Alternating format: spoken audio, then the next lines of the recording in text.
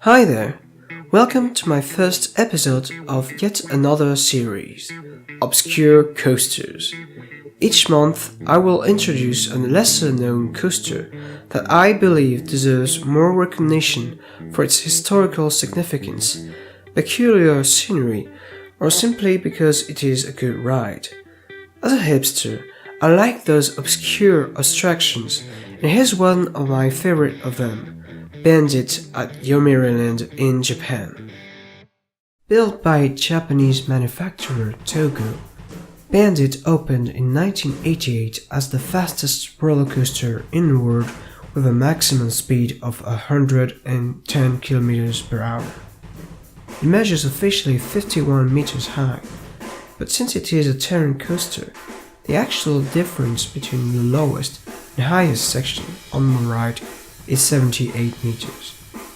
The layout has a length of 1.5 kilometers and lasts over a little more than 2 minutes.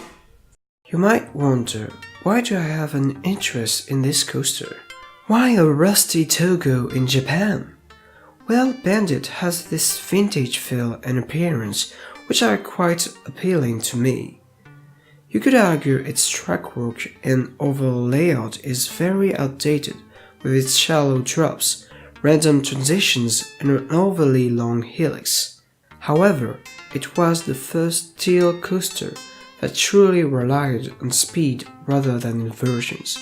I love how the coaster hugs the terrain for the majority of the layout, especially during the big drop diving through the valley.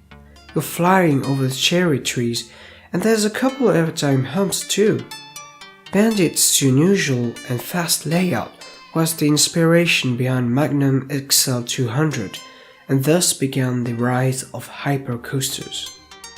Bandit therefore played an instrumental role in coaster history, but I also think it is an enjoyable coaster as such.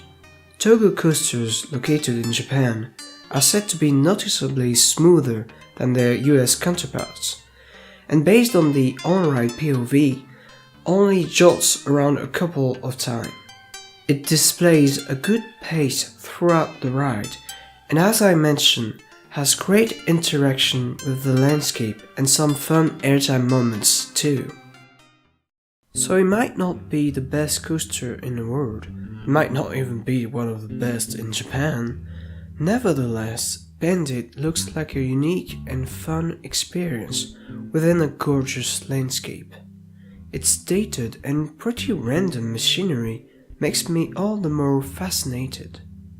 It has its charm and contrasts starkly with the flawless, over-calculated designs of today. With all that in mind, Bandit Yomiuriland is a perfect match for a hipster like me.